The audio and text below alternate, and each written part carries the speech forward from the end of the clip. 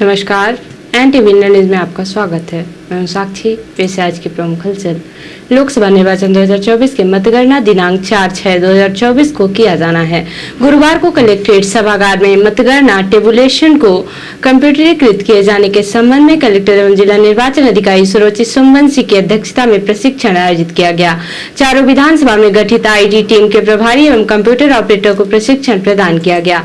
मतगणना टेबल से प्राप्त प्रपत्र को पोलिंग स्टेशन बार एक्सेल सीट एवं आयोग के इनकोर पोर्टल पर किस प्रकार फीडिंग करना है एवं फीडिंग करते समय किन किन सावधानियों को ध्यान रखना है, इसकी विस्तृत जानकारी दशरथ प्रजापति एनआईसी जिला सूचना विज्ञान अधिकारी द्वारा प्रदान की गई। कलेक्टर श्री सोमवंशी द्वारा निर्देशित किया गया है कि पोलिंग स्टेशन वार एक्सेल सीट एवं आयोग के इनकोर पोर्टल पर फीडिंग करते समय विशेष सावधानी बरते तथा पूर्ण शुद्धता के साथ फीडिंग करना सुनिश्चित करें। प्रशिक्षण में मुख्य कार्यपालन अधिकारी जिला पंचायत राहुल धोटे, अपर कलेक्टर एवं उप जिला निर्वाचन अधिकारी राजेश शाही, संयुक्त कलेक्टर नीलेश शर्मा, उपखंड अधिकारी गोपद बनास, प्रिया पाठक सहित संबंधित अधिकारी कर्मचारी उपस्थित रहे।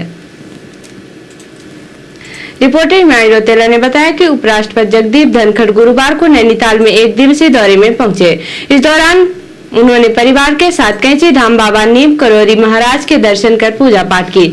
मंदिर समिति के पदाधिकारियों ने उपराष्ट्रपति जगदीप धनखड़ को बाबा की प्रतिमा देकर स्वागत किया। उन्होंने मंदिर परिसर में रामशिला में पूजा अर्चना और ध्यान कर देश की सुख समृद्धि की कामना की।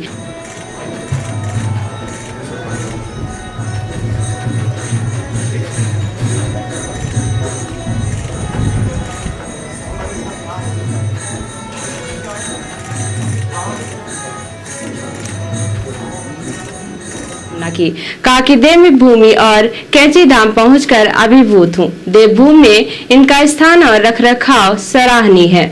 यहाँ आकर व्यक्ति के दिल, दिमाग, आत्मा का समीकरण होता है, जिससे एक नई ऊर्जा मिलती है। उपराष्ट्रपति जगदीप धनखड़ ने कहा कि भारत अपनी संस्कृति, धरोहर, परंपरा, रीति रिवाज को आज भी संजोए रखा है। कहा कि आज भी हमने देश की 5000 साल पुरानी संस्कृति विरासत को संजोए रखा है, जो पूरे देश के लिए गर्व की बात है। कहा कि भारत की संस्कृति पूरे विश्व विख्यात है। उन्होंने कहा कि आज भी हम वसुदेव कुटुंबकम की राह पर अग्रसर हैं। आज भी विश्व कई समस्याओं से जूझ रहा है, लेकिन G20 में हमारा उद्देश्य दुनिया के सामने रखा गया। कहा कि हमारा उद्देश्य एक परिवार, एक भविष्य और एक विश्व बनाने का है। इस दौरान कुमायूं आयुक्त दीपक रावत, डीआईजी योगेंद्र सिंह रावत, जिलाधिकारी Vandana Singh, SSP PN Meena, ADM PR Chauhan आदि मौजूद रहे। अपर कलेक्टर एवं उप जिला निर्वाचन अधिकारी राजेश शाही ने जानकारी देकर बताया है कि लोकसभा निर्वाचन 2024 के मतगणना दिनांक 4/6/2024 को किया जाना है, जिसके तैयारी के लिए दिनांक 31/5/2024 को प्रातः 10:30 बजे से द्वितीय काउंटिंग प्रशिक्षण आयोजित किया गया है।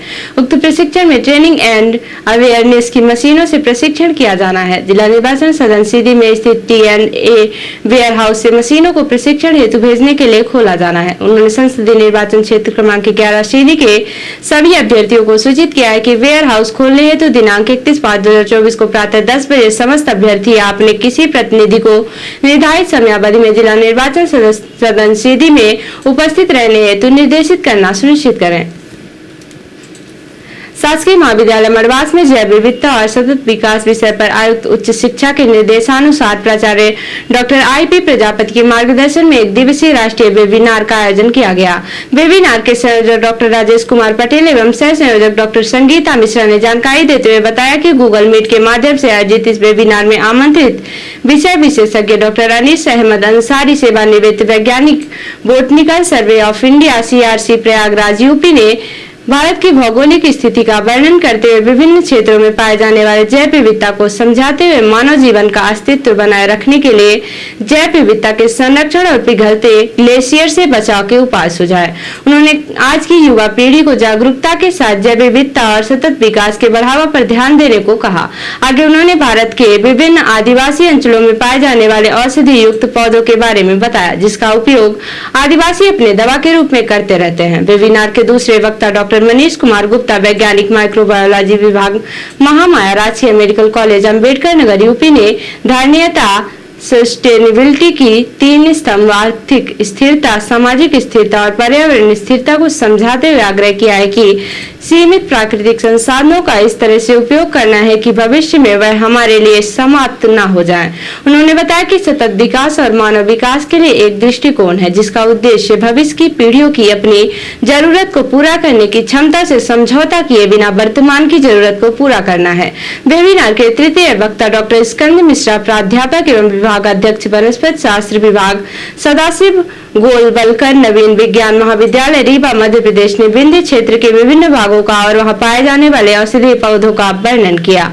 इस वेबिनार के मुख्य संरक्षक डॉक्टर आरपी सिंह, अतिरिक्त संचालक उच्च शिक्षा विभाग रीवा संभाग रीवा मध्य प्रदेश ने वेबिनार के लिए शुभकामनाएं देते हुए बढ़ते ग्लोबल वार्मिंग पर चिंता व्यक्त करते हुए अपेक्षा व्यक्त की कि इस वेबिनार के माध्यम से सामान्य जनचेतना से ग्लोबल वार्मिंग को रोकने के लिए पर्यावरण संतुलित करने हेतु सभी प्रयास करेंगे।